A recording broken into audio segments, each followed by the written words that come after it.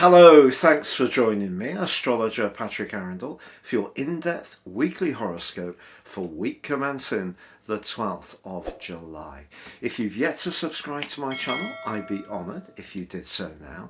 Please click or tap on the bell notification symbol. Also, if you'd like to take advantage of my super special offer, 30% off your 12-month forecast and character analysis combination based on your time, date and place of birth, and totally unique to you, gain searing insights of the opportunities ahead, please click the link below. Hello Cancer, and welcome to your in-depth forecast for week commencing the 12th of July.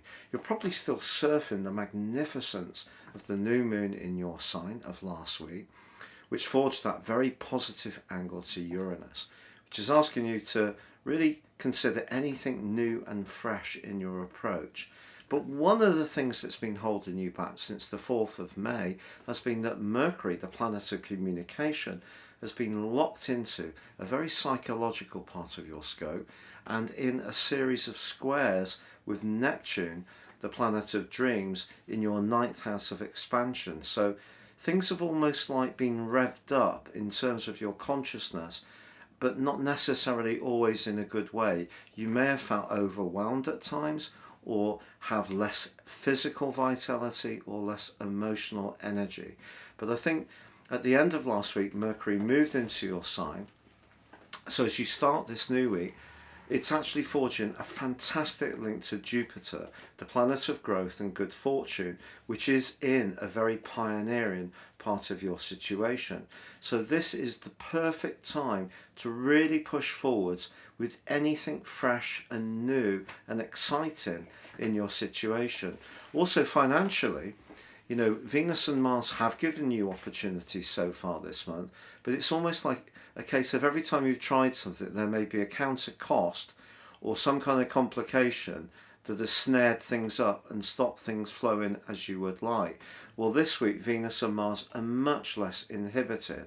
And in fact, in a romantic context, someone could find you very, very attractive and alluring, almost irresistible, with Venus and Mars in your 2nd house. And if you can share good food and good wine with someone, that can be a great way to connect.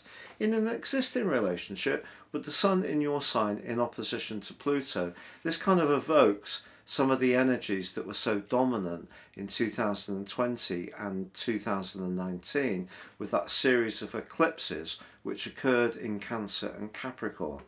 And if there is some outstanding politics from around about that time, they could show themselves in the second half of this week. You are a cardinal sign. You do like to lead.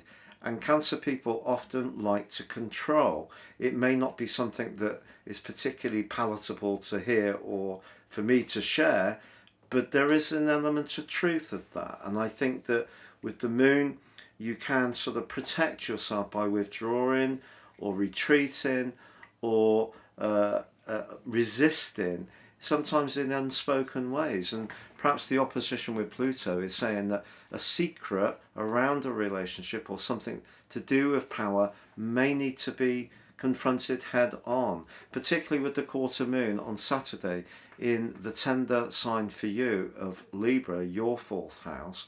So something you want to achieve as an individual may need to work in an emotional context, which may require you to just flex in order to deal with that. And that may mean showing some vulnerability. It may mean listening to someone else's viewpoint on the situation. But I think in general, Mercury moving into your sign is just going to be fabulous for you and really put you on the front foot.